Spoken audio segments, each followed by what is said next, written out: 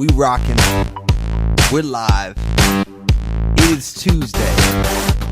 And it is time. 4 p.m. exactly. It is time for Third Thoughts. Welcome to the podcast. The only podcast that you listen to that its only importance is itself. Yes.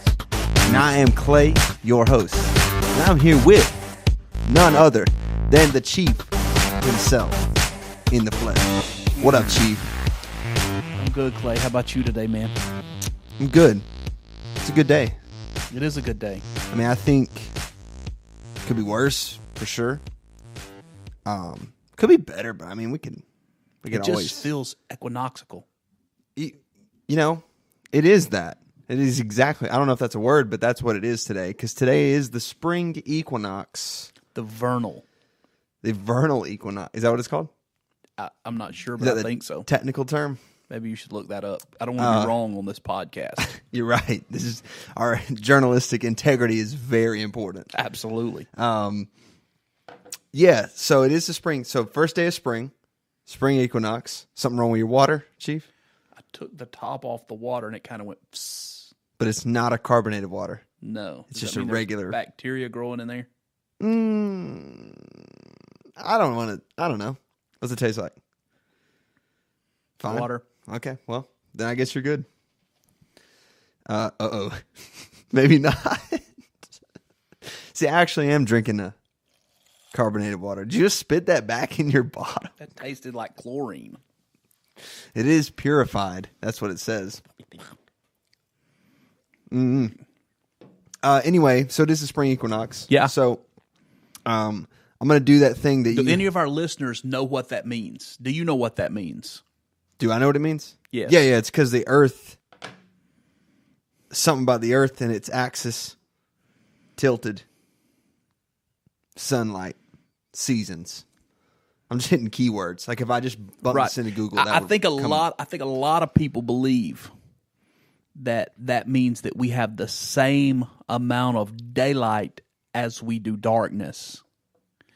Well, it does, right? No. Not everywhere on Earth, but pretty much here. It's like yeah. not 12 and 12. What that means is the northern and southern hemispheres have the same amount of light today. Overall. So, yeah, because depending on where you are on the globe. You don't have the same amount of light. Right. But at the equator is 12 and 12, yeah? That makes sense. Should be, yeah. Okay. That makes sense. Actually, I have some trivia, some equinox trivia. Okay. And I know that you love lists. Yeah. So here comes a list. It's a short one, though. You want one of these? I'll get it. Is that what you're saying? You give me the list. Should I tell them what you're about to get? Are you insecure about this drink? I mean, however you respond, they can't hear you right now. It's not manly. So Chief's getting a LaCroix. The name's a little weird. Yeah, and it's generally, I don't know. I guess it's more of a girly drink in a way. I don't mean to classify it that way as a particular. I mean, you can drink whatever you want. You know what I'm saying? Yeah. Passion fruit is my favorite, though. See what you think. No, not for you. That's bad.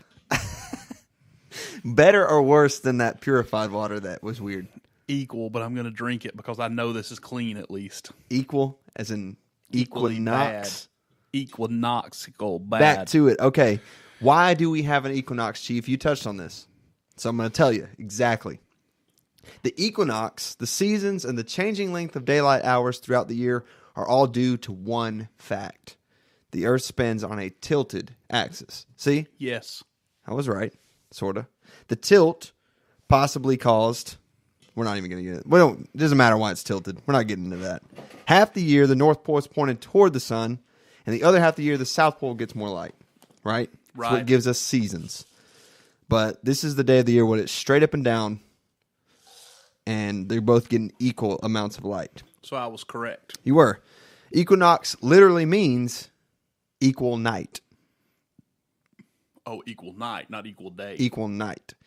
Most places on Earth will see approximately 12 hours of daylight and 12 hours of night, except for places that, are caught, like on the extremes. Like Fairbanks, Alaska will see 12 hours and 17 minutes of daylight. Oh. Key West, Florida will see 12 hours and 7 minutes. And the differences are due to how the Earth or how the sunlight is refracted as it enters the atmosphere. Interesting, right? Daylight is longer than 12 hours on that daylight is longer than 12 hours on the equinox is also due to how we commonly measure the length of a day. From the first hint of the sun peeking over the horizon in the morning to the very last glimpse in the evening. Because the sun takes some time to rise and set, it adds some extra daylight minutes. Now here's the clinch. Here's the kicker right here. Okay. Number 3. Can I really balance an egg on its tip during the equinox? What do you think, Chief? No. Do you think that? You don't believe that? You've heard that, right? Yeah. On the equinox, you can doop, and it'll stand straight up. Turns out, busted. Myth is busted. Yeah, because I'm going to try it when I get home. You're actually just as likely to balance an egg on its tip today as you are any other day. Yeah. Actually, the way the axis is tilted and the sunlight has nothing to do with egg balance. Because I've been getting like a half a dozen or more eggs a day, so I have plenty of eggs to test that out. Fresh eggs. Yeah. Well, you should try it and just see. You might be able to do it. Really, I think it depends on personal skill, whether you can do it or not. And not probably equinoxes. also flatness of the egg. Yeah. Not all eggs are created equal. True. And probably depends on the surface that you're trying to balance it on. Correct. I have no problem balancing them in an egg crate. Really? That makes sense. So you know that Earth is not the only planet with equinoxes, though. Naturally, Right. plenty of other planets are tilted. Mercury is more minor tilt than Earth, but Uranus is actually 98 degrees of a tilt. Say that again. Uranus. That is not the way you say that planet. That is the way you say it. I also say Birmingham and not Birmingham. And what were you saying earlier? Protractor? A protractor. It's not a protractor. It's a protractor. You can take a protractor and measure the angle of Uranus. Stop. Too much emphasis. In Birmingham. Jeez. Yes. Protractor. How do you say protractor? Listener, whoever you are. Stubby-O or long-O? Those are the correct English terms for that vowel sound. Right? Stubby O. It is here. Long O. Right here in this room. Stubby-O. Because it's not just a short sound. You're stubbing off the whole speaking of it. No. Protractor. Protractor. Protractor. It's just like saying emphasis and emphasis. No, it has no. Yeah, no, it is. Yes. You're making the vowel either long or short. Protractor. Protractor. Not protractor. That's like a professional tractor. Like you'd find in Iowa. They have professional tractors other places than Iowa. I know. I just feel like Iowa, they got the most pros. Nebraska. Lots of corn in Nebraska. Yep. Yep. Speaking of big equipment like that, though. Yeah, talk to me. Get this. In Ireland, Castle Troy, Ireland, a McDonald's was broken into. Okay? Why you would, I don't know. Apparently it was not during, well, it was during the morning hours, so during breakfast time. Mm-hmm. But why you'd need to break into a McDonald's, I don't know. I guess to steal that $50 that they keep in the register. Got to have those patties. I guess so. But someone broke in, not with conventional means. They used a digger. Like a backhoe? Like a bigger than that. Like one with the big long like front. an excavator. Yeah, like an excavator. And they like rammed it through the side of the restaurant. But here's the thing. They didn't take anything. Police just found the digger empty, like shoved into the side of the restaurant. I'm guessing that was a mistake, not a burglary. I don't know. I mean, it's. I don't know. It looks accidental, but then again, I can't really get a full scope from the photos because it's not giving me like what's going on behind. Yeah. But it seems like this was deliberate because it's not really near any construction. It looks like it was driven from a construction site. Oh, yeah, I have no doubt that somebody drove it from somewhere else. But why would you take it to McDonald's? To get an Egg McMuffin. And they thought they were putting it in park, but instead extended the arm of the excavator through the restaurant. And at that point, your Egg McMuffin is off the table.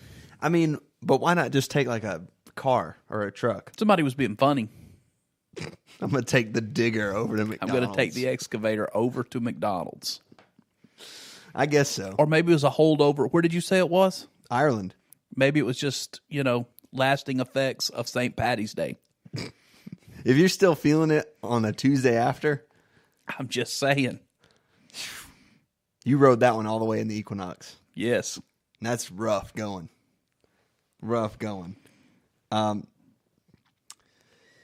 Yeah, so there's some tragic news today. Some bad news. Yeah. The shooting in Maryland. Yes. And I don't want to dive into it too deep because it's still kind of a developing story, I guess. Just happened this morning. But yet another school shooting, and continues to be a common trend. We were talking about this earlier. If the frequency of such incidents if it's actually increasing, or if we're just hearing about it more. And I think that's kind of like this is the question I ask about every bit of news. Right. Is the world getting worse, or do we just know that it's bad? We're just more aware of its badness. Right. Of its depravity. What do you think, Chief? I think it's a little of both. Fair enough. I do think it's a little of both. I think the access to the access to social media alerts media outlets of things that maybe they didn't learn about before in an expeditious manner. But I do believe that there are more people on Earth now. Oh, yeah. Yeah. And if you just do simple statistics, if 10% of the world is bad. Yeah. If 10% of people are idiots, we know it's much higher than that. But if 10% of people are idiots, and there's 6 million people on Earth, there's 600,000 idiots. But if there's 6 billion people, there's 6 million idiots. Oh, yeah. Definitely. So, yeah. I think a little of both is fair. I think that's probably the case with most things. Nothing's ever... And I mean, I have a theological, Sure. thought about that too that I'm not going to get into. Yeah, and that's, sure, of course. But I think just on the practical level, yeah, just every day, Yeah, there's more people. There's more people. So more people are doing bad things. And there's more people reporting what they see on social media. Mm-hmm. So things are uncovered more. There are more things seen. Mm-hmm. So, yeah, I believe it's a little of both. Yeah, no, I agree. Have you heard about these, speaking of bad things happening and being reported, have you heard about these package bombings in Austin? FedEx?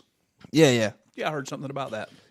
So, just in case our listeners don't know, I'm still not back on a news feeding frenzy. Right. That doesn't start till after the 1st, right? Till after Easter. Okay, so then Chiefs Corner will make a big return. Oh, yeah. We're going to do a whole show of Chiefs Corner. April the 3rd, it will be Chiefs Corner. It will not be April the 3rd. No, it won't. April the 10th will be Chiefs Corner. Yes. Yeah. You're really choking down that LaCroix. That is bad stuff. It's delicious, bro. If you are in the listening audience, do not buy LaCroix. It tastes terrible. And I like it. Passion fruit essenced. Not flavored, but essenced. I'm getting a call from my daughter. Okay. Hello, baby. Where did you put the thing? He wants me to put it in my ear and I'll wash it out. Okay, I'm live on the podcast right now. You guys are live broadcasting to the world. We want to look inside our ears. Look over on around the arm of the couch. You're going to have to explain this now. You know that, right? Okay. Yeah. I love you. I'll talk to you later. You're going to have to... Talk to you later. Chief, you're going to have to explain the context behind that call, though. Okay. You were telling me earlier, but tell the listener. I got the coolest thing that I've ever had. Sure. It's made my life. Made your life. It is a USB endoscope. Basically, it's a tiny little camera that you plug into a computer, and it's lighted, and you can put it inside your ear, and you can see inside your ear. You can see earwax. You can see your eardrum. You can put it up your nose. I guess you could put it anywhere. Yeah. I did put it in my mouth, but there's not a lot to see in your mouth because the gag reflex goes off, so you can only go so far, and then it's over. Right. But yeah, it is remarkable what you see inside your ear. Oh, man, I'm better off not knowing, honestly. There is some gross junk in there. Yeah. Oh, think about it, though. It kind of has to be. It's a... So if you're having hearing issues, I plan to open up in the afternoon hours an auditory exploratory service. I'll even take pictures so you can take them to your audiologist. Jeez. Yeah. That's you're on up in the world if you're offering such a service. How much that little endoscope costs you? Like, I don't know, $6-8. Is it one of those like really cheap Chinese made things? Oh, yeah. That's Yeah. what makes it great. The investment is low. The investment is low. The payoff is high. The expectations were low. The delivery, high. So you're pleasantly surprised. The only problem is you have to figure it out on your own because all of the instructions are in Chinese. Oh, yeah. Well, you can get that app that changes that reads for you. You seen that? No. There's an app where you use your phone camera and it translates right on your screen. I figured it out. Oh. Yeah. Yeah, I mean, would you have even read the instructions if it was in English? No. That's what I thought. So You just keep clicking things. until it works out. Yeah. So you're talking about how many people are on the planet. Yeah. Right. How many people are on the planet? Currently, it's like 7 billion and some change, right? Does that count for new births since this show has been on? Some change does include that, yeah. Yeah. I'm going to just say that some change includes all the fluctuation today. Okay. Because people will die too. Yes, So- they have. So it's going back and forth. But according to National Geographic, the world's population will climb above 9 billion by the mid-century. So by 2050. Yes. Okay? 9 billion people on the planet. That's a lot of people. Yeah, so let's talk about that for a second. Okay? 9 billion people. Billion. Billion. Yes. With a B. Mhm. And we have Bobby. a record low number of farmers. So how are we going to feed? Because listen, here in America, Yeah. there's no real food crisis, but there is a food crisis in the world. The world is already in a food crisis. Yeah. How are we going to feed the additional 2 billion people if our young people don't start farming again? Well, I want to give you a solution Okay. or some proposed solutions that are on their way. You really segued right into the story perfectly. Yeah, I mean, and I knew this would happen. This stuff's not planned. Right. No, but I knew this would happen when I brought this up because this is like your thing, farming and stuff, right? Right. Let me just tell you, if someone would, if young people would begin to learn to farm, define young. I'm talking elementary, middle schoolers. Okay, so very young. Yeah, people begin to get their eyes back on the important things. They could develop great livelihoods from farming. Yeah, I'm sure. Yeah. I mean, I took that trip through the Midwest the end of last year. It's the latter half of last year. And there's money out there, man. Oh, yeah. Those guys... talking about Iowa and Nebraska and listen, and you don't even have to do you and I'm not even talking, you don't even have to do it as an industrialized farmer like that. Mm-hmm. You know, it's not monogamous. What's the word I'm looking for when it's all the same thing? I don't know. Homogeneous? Oh, that's a good one word. crop. You know, I mean these thousands and thousands of acres of one crop, but it just local food. Yeah. We concentrated on our local areas, and somebody developed a food system and got the government out of the way so we could distribute food. Mm-hmm. You could become very wealthy by growing local food in your local area and distributing it to local consumers, and eliminate or ease the food crisis. Yeah. I'm just saying. No, it's a good thought. Read to me. Here's the thing. As it climbs above 9 billion, our food needs will grow by 70%. 70%. Yes. How do we meet them without mowing down every forest or without resorting to industrial agriculture? How do we maintain soil health? There's a lot of questions. Yeah. We've established that. Okay, there's a question here. So basically, there's some things on the way that will aid in our depleting supply of what we know as food now. Well, there are some things already here, but go ahead and let me know. Sure. Here's one. Cricket flour. Okay? Flour made from crickets. Next. How will you be eating it, you ask? Cricket biscuit. Energy bars, chips, and other processed type foods. So think about things where, flour is and so crickets. I guess they bake the crickets crispy and then grind them into flour. Well, apparently cricket powder is rapidly gaining ground in Western foods. Whole crickets are staple snacks in many countries. On the Indonesian island of Java, they are battered and fried as rempeyek, while Thailand's chingrit are merely fried. The idea of eating bugs has been a slow sell on the Northern American market. But you know? But we're not in a food crisis. No, but here's the thing. Did you know that crickets offer more protein and micronutrients per pound than beef? I did not know that, but I do know what beef tastes like, and I do know what a cricket tastes like.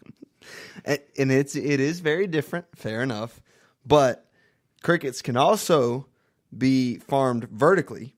Yes. Right? So large-scale production, tiny footprint, relatively little waste. And they're, so as it comes west, so perhaps cricket flour is an option to alleviate the food crisis. And I would imagine it's gluten-free. Yep. I would imagine so as well. So I'm gonna buy some. I'm gonna yell into the living room, "Hey babe, you want me to make you a biscuit?" You know I can't have a biscuit. I'm gluten. Don't worry, sweetheart. I bought a pound of cricket flour. Plan on making some cricket gravy to go with it. Honestly, I'm not even that doesn't even bother me. I'm actually okay with that. Ground up? Yeah, I mean, you don't even know you're eating it. I would try them fried. I have. What's it like? Is it gross? Not gross, just not pleasing. But I'm sure it's the mental aspect of eating a cricket. I've also tried them alive. Now, That was horrible. that doesn't seem like good fun. No, to that me. was horrible. Yeah, I would have to have it. I think battered and fried or just crunchy, just crispy. If it was still hot, like fresh out the oil, I bet that's good. Probably not. I think it might be. I don't know that I would define it as good. The right seasoning, maybe a little sauce. Come on. Curry crickets. Curry cricket sounds like a great restaurant. Curry cricket. Or maybe like a food delivery, like that's what it is, like a mobile restaurant. Yeah, or maybe you could culture penicillin on it, deliver medicine and nutrients, and call it the furry cricket. Furry cricket. Yeah. Yeah, what do you guys sell? Penicillin and crickets. They're fried. Both. Penicillin is fried as well. But it's fast delivery. You can get it on Uber Eats. Yes. Next thing, Kernza. Do you know what Kernza is? Mm-mm. So Kernza is an intermediate wheatgrass. Okay? It's found in the America's Great Plains, and it was originally grown for forage, and it's pretty much a weed. Pretty much considered just like any other weed. Mm-hmm. Not marijuana weed, but like a flower weed. Okay? Yeah. Just worthless, basically.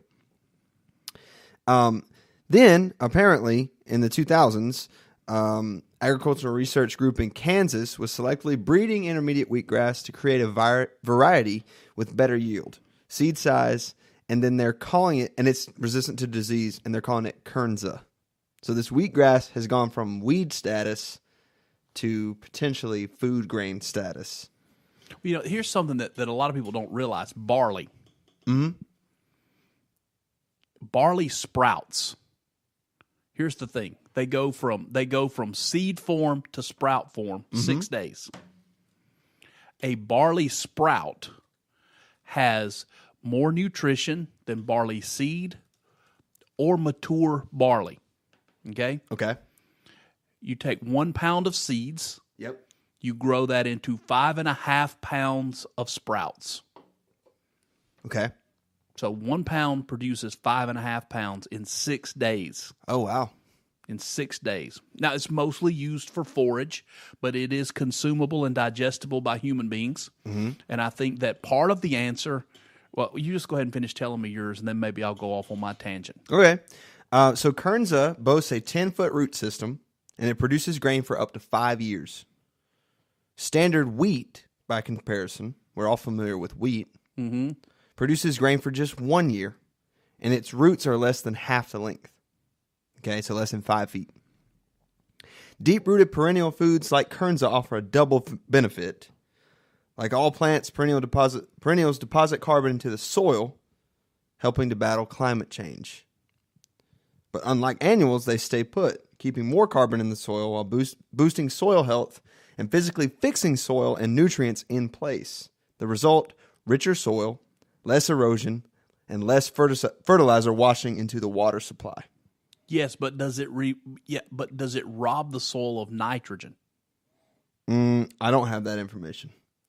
Because if it robs the soil of nitrogen, you've got to replace the nitrogen somehow. So you're still going to need a either some kind of cover crop, some kind of companion crop to replace the nitrogen, or we're going to end up with the same thing planting that as we do planting corn. Yeah, you're a little more. You're far more versed in this stuff than I am. Okay, what's next? I'm just presenting it to you. Sure. Yep. Here's the next thing. Meat from plants. Okay, we're all kind of familiar with that, right? The weird veggie burgers and vegan protein. Yeah, that stuff that's very strange and smells weird. But here's the thing. Apparently, I'll give you some information here about the beef. Livestock production accounts for about 1/5 of all greenhouse gas emissions. Okay. Beef production typically requires 8 times the water and 160 times the land per calorie as vegetables. Okay. All right? So United Nations has been urging everybody to eat less meat because it's so costly environmentally, and financially, whatever. Right? But some people are proposing the question, what if the problem isn't meat, but the problem is meat from animals? I know it's getting kind of hippie and green on you. I know I see it on your face. I know you're not tracking the way I want you to, but it's fine. So, Hold on. I need something to write with so I can make notes on all this sure. as you give it to me, because this is the first time I'm hearing any of this. Okay. I think sometimes people don't believe that this is the way we actually do this show. Yeah, no, I didn't tell you about any of this until just now. So as the listener hears, you are hearing, Chief. Yes. Okay, are you ready? You want me to keep going? I got to keep going. The show won't be interesting if I stop. Yeah, no, go, yeah. So here's the thing. Ethan Brown, CEO of Beyond Meat, which is a company that manufactures several quote-unquote meats from peas and soy. He said, if you look at what meat is, you can understand it in terms of its composition. It's amino acids and lipids, and none of that is exclusive to animals. Okay, so he's saying you can get the same end result from plants as you could from animal meat. Mm-hmm. Okay, so Beyond Meat has a Beyond Burger, and then there's the Impossible Burger. Which Now I have heard of both of these. Yeah. And the reason I've heard of both of these is because Wahlburgers now carries a Beyond Burger. What was the name of the first one? Beyond Burger is the first one. Impossible Burger is the other. The Beyond Burger, I think, is what they carry in their restaurants now. Really? Yes. Did not know that. You can get a meatless burger on a gluten-free bun. Yeah. Okay, so both of these burgers, they're made by different companies, have earned headlines for their products that resemble real hamburgers. And it kind of does look like meat, which is scary. Mm-hmm. Both come from high-tech scientific experimentation. Both have calorie, protein, and fat counts comparable to beef, but a lot more sodium. There's a caveat to everything, okay? Right.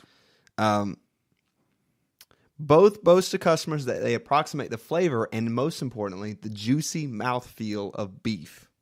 That was the big thing on the Wahlburger show that I saw, is that it had the texture of beef. Yeah.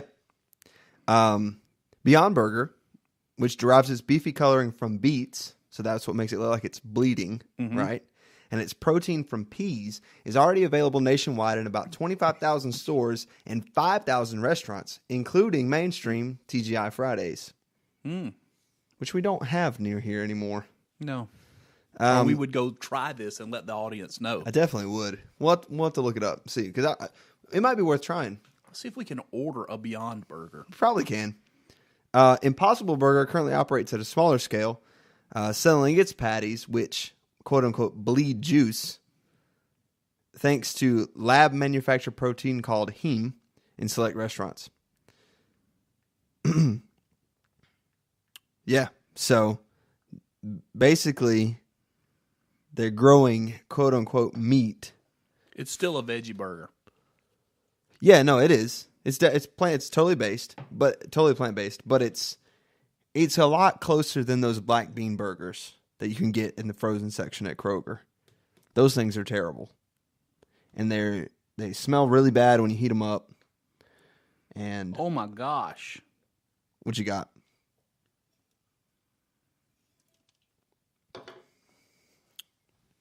Do tell. Don't leave me hanging. Here is Beyond Meat Beefy Beef Crumble. Okay. 5 pounds. Mm-hmm. Okay. And you get, I'm assuming, 10 pounds. Okay, so because it's 2 per case, two 5-pound bags per case Yep.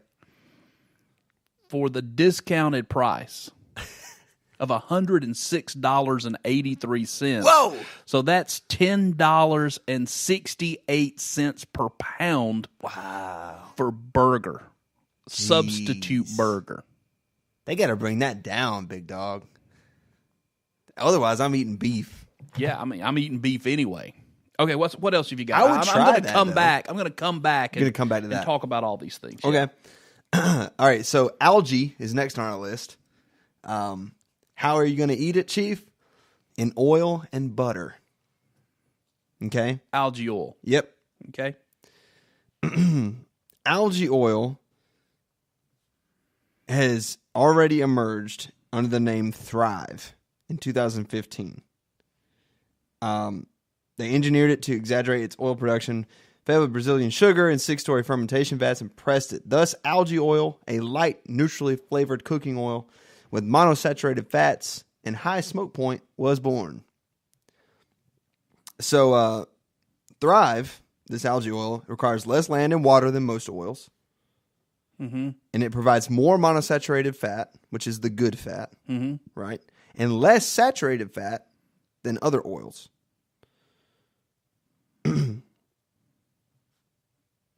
So from 1 hectare of sugarcane, they can produce 3 to 4 metric tons of algae oil. Algae also made its way into butter. It's apparently waxy looking and hard at room temperature, like coconut oil, right? Yeah. And it can stand in for other hard fats in manufactured foods like croissants and cakes, even hard-shelled ice cream toppings, which is a very specific, non-essential Yes. item. Yes. Do you even like that? I hate that.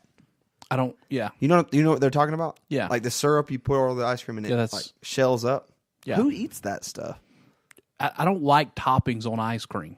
I don't mind toppings. I just, But like when I go to Dairy Queen yeah, and I get a Blizzard, yeah. I don't want like the Heath or just throw some strawberries in there. Just like the fruit ones. Everything else seems wrong. I like the fruit blizzards better too, actually. The banana split one is really great. I'm not going to kid. My 11-year-old loves her some Extreme Moose Tracks. That one, But to that one me, is the pretty good. things in it, yeah, I can do without. Yeah. Well, let us know if you're listening. If you like fruit blizzards better than, what do you call that? Chocolate? Candy blizzards? Yeah, Candy based? yeah. Yeah. So, some products are very chemical sounding, as such like partially hydrogenated. But if you don't want that on your label, you put in algae butter instead. So algae butter, algae oil, hitting the scene. And it's not hydrogenated.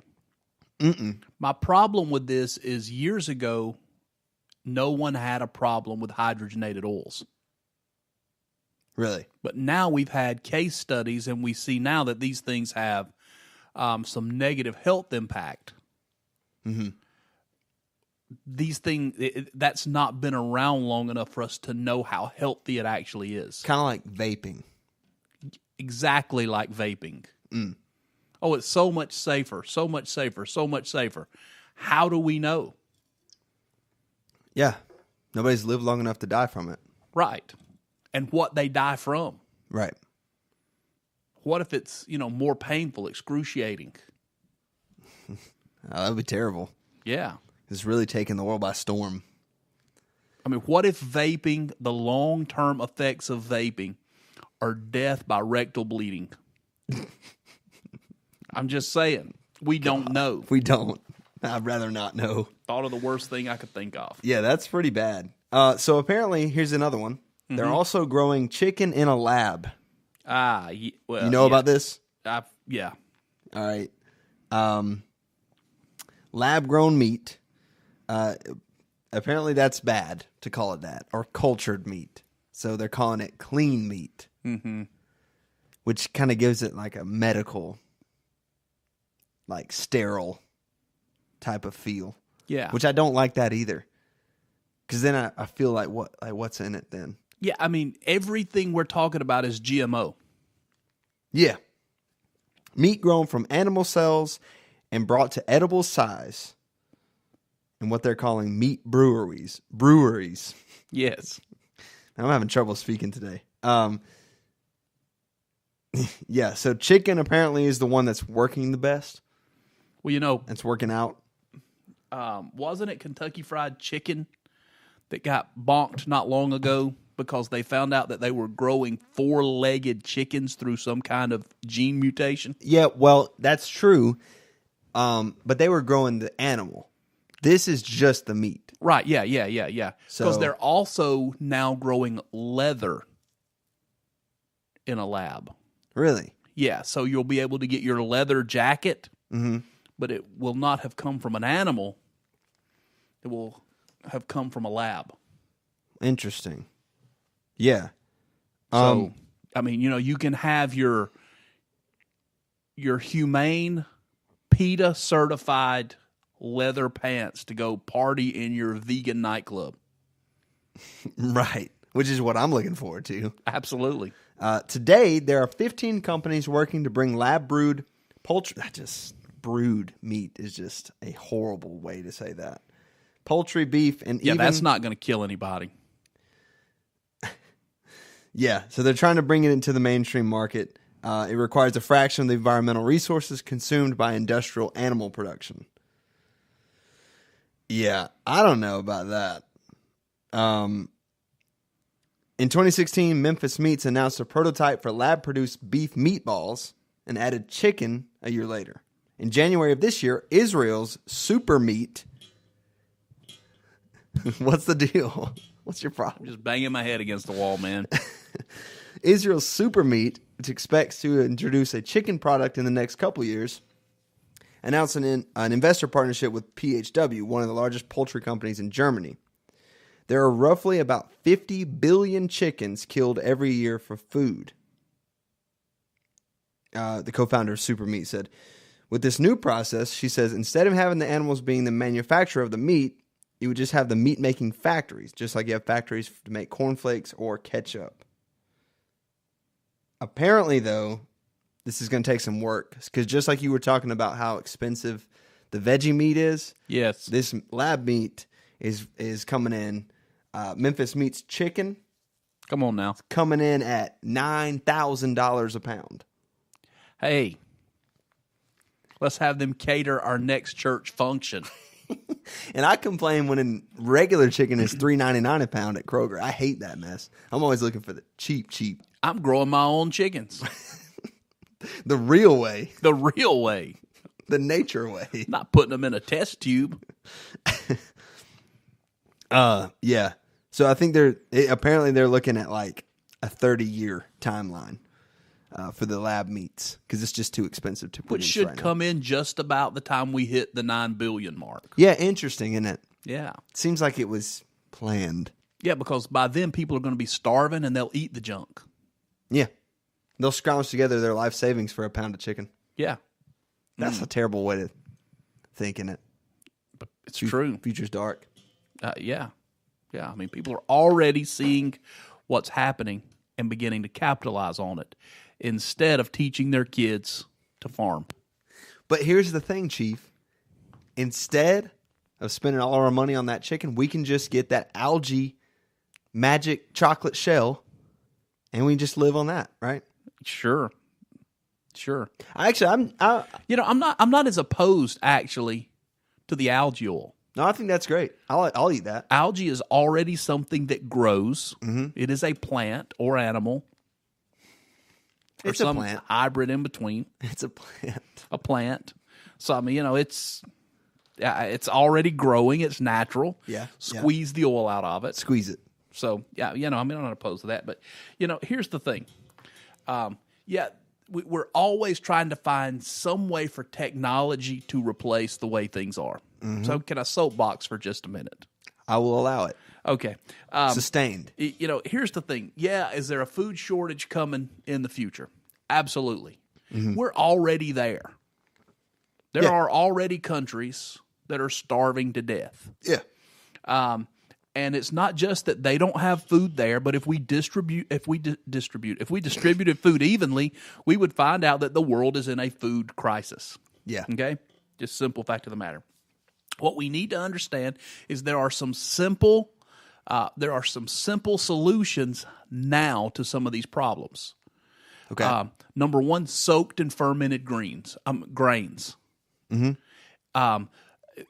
We feed them to our livestock now.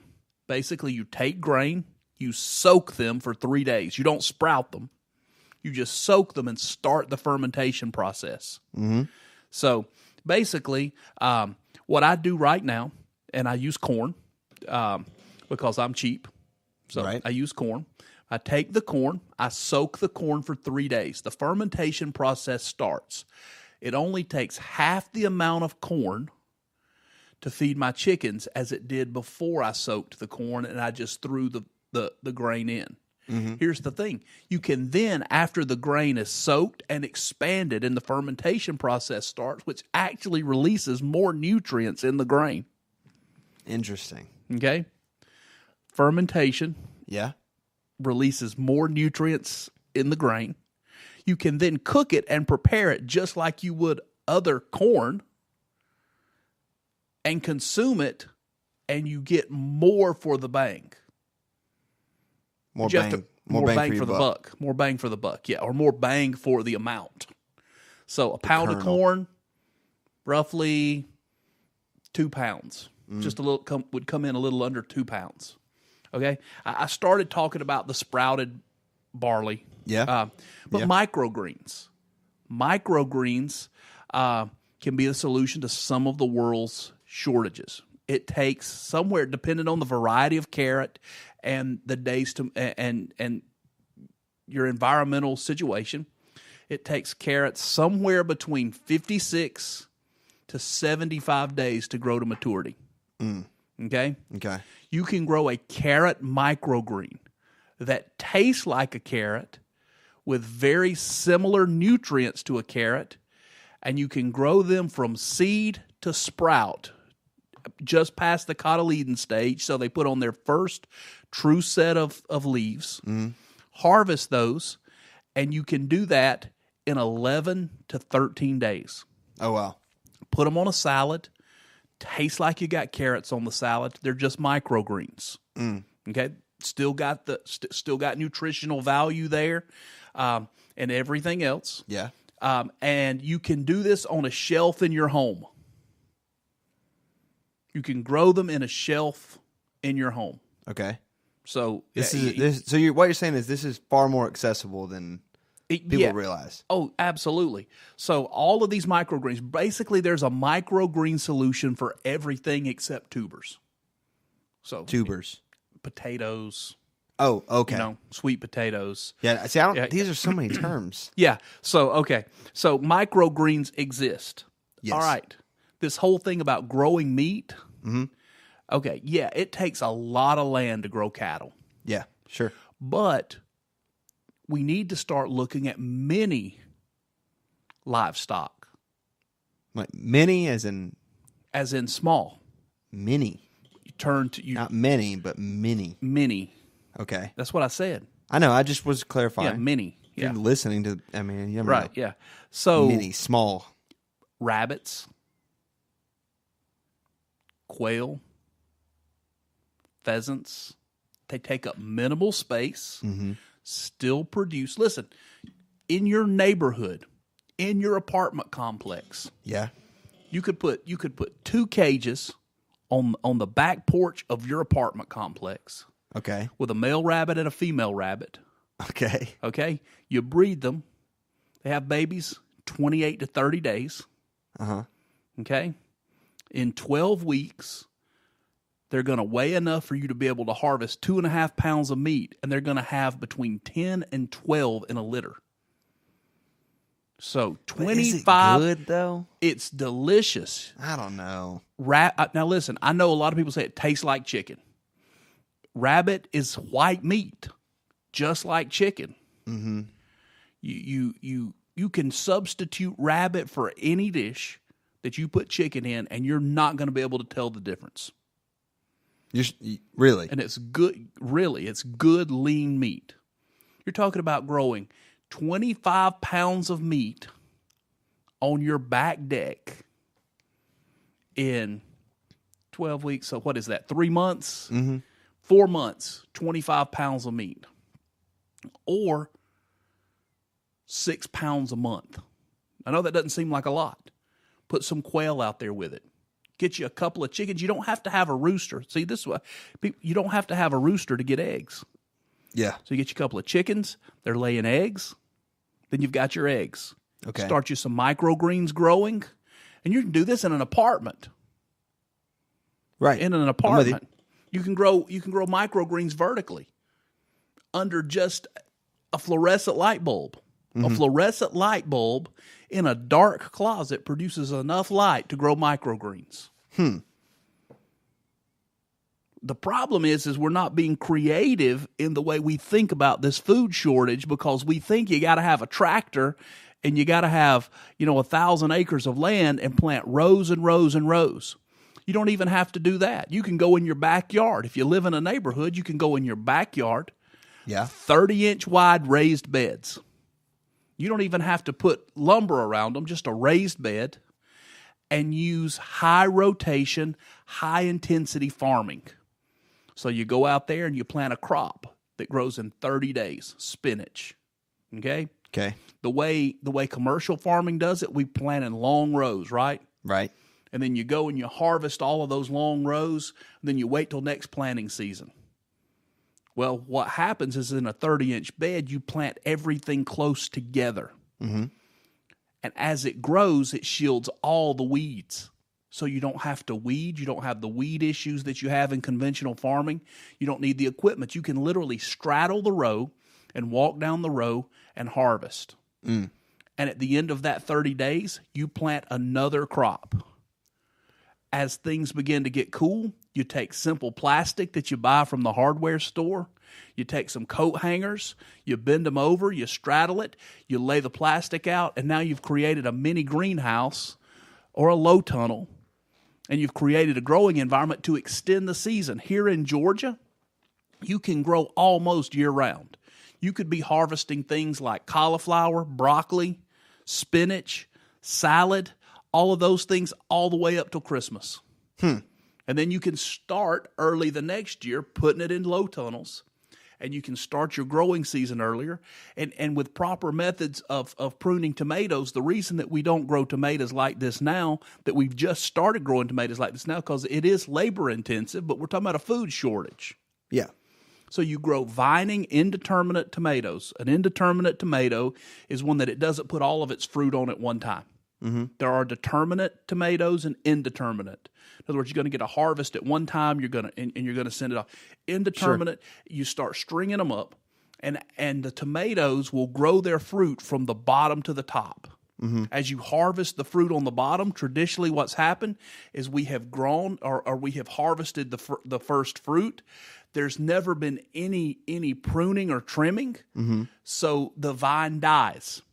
As soon as you harvest, you cut all of the limbs, all of the vines away from the stem, and you continue to trellis it up a string.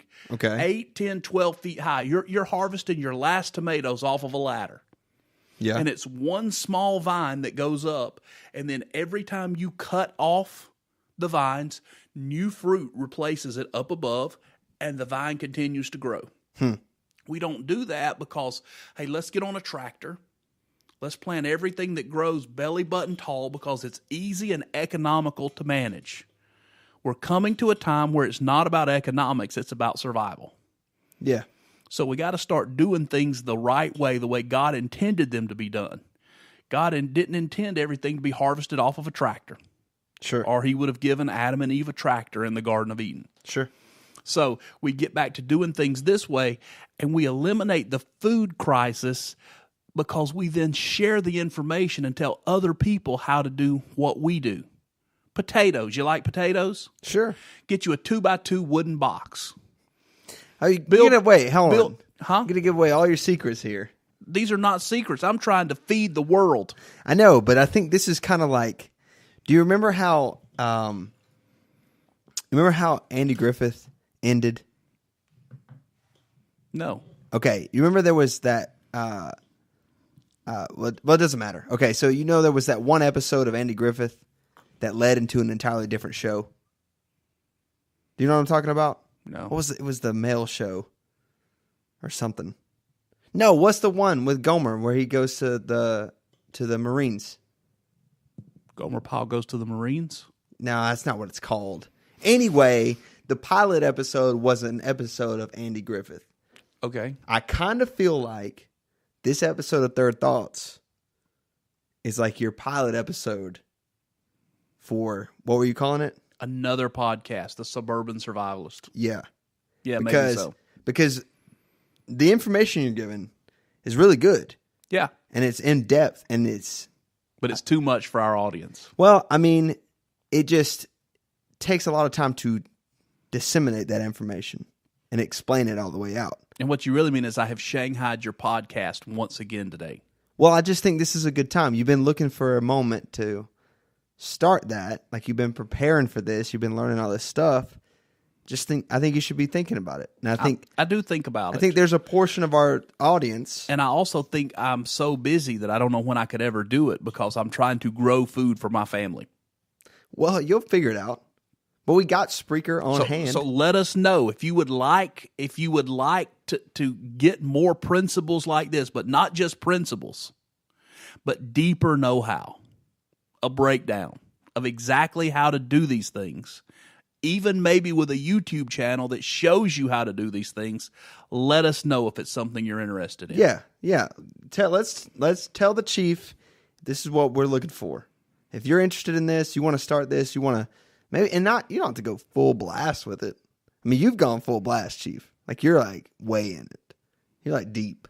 Yeah, no, you don't have to. No. And not everybody needs to go that deep. But Absolutely just adding not. one element of what you got going on helps the planet, Just helps humanity, absolutely. gives you something, and it gives you knowledge and know-how that you're not going to gain. The more technological the world becomes, this stuff is either going to go, this knowledge is either going to go by the wayside or it's going to be perpetuated through passing it down. I mean, that's how Right. anything happens. Right? Absolutely. It's how anything is passed along. So, no, I think it's very important. I think it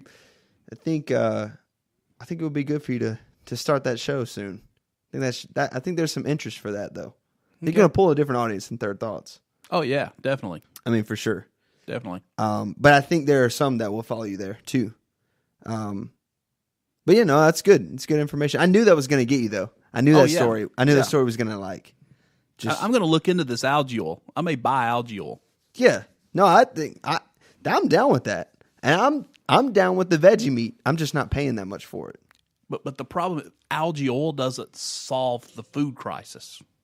No. No, it doesn't. I mean, no one thing More will solve it. genetically modified corn No, it's going to take. doesn't solve the food crisis. Yeah, it's going to take more than that. Yeah. There's no one solution. Just like any giant problem. Right. There's no one just magic key. Listen, this crisis has to be solved from the grassroots. It's got to be a grassroots effort. Yeah. A lot of crises are that way, though. Oh, yeah. Crises. Crises. A lot of crises are that way. Yeah, man, we hit an hour, Yeah. and I didn't even get into why you should delete your Facebook account. Oh, wow. I guess we'll just have to see how that develops. And Maybe next week. yeah, maybe we'll follow up next week with why you should get rid of your Facebook. But also, you should like us on Facebook since you're going to Yes. keep your account for the next week at least. Like us on Facebook. Hit us up on Facebook. Hit us on the socials at Third Podcast. You know where to find us. Go to the Patreon page. Make a donation. If you make a donation on the Patreon page, I will give you a starter tomato plant. Oh, so last week, I don't know, we didn't have anybody give to have this show named after them. So I guess that's not a good enough incentive. But you're getting a real live starter tomato plant Yes. to begin your journey Right. as a suburban survivalist. You could either have a sweet cherry tomato plant, a big boy, tomato plant, I want that one, big boy. or possibly, depending on if you get over the $10 mark, I'm gonna give you a tomatillo Ooh, plant. tomatillo. Tomatillo. My personal favorite. Although the big boy's drawing me. That name is just good. Listen, we appreciate ya for listening to Third Thoughts, the podcast. You can find us here every Tuesday live at 4 p.m. Be on the lookout for the Suburban Survivalist podcast, as Chief will take you on a farming, agricultural journey into the future that is not based on lab-grown meat. We thank you for listening. Come back and join us. Join the conversation. Make sure you hit us in the comments. Make sure you like and share. Make sure you leave us a review on iTunes, Apple Podcasts, Google Play. Those things really help us out. And have a great week. Enjoy the equinox. And as we move toward warmer weather, things can only get more interesting. We're out.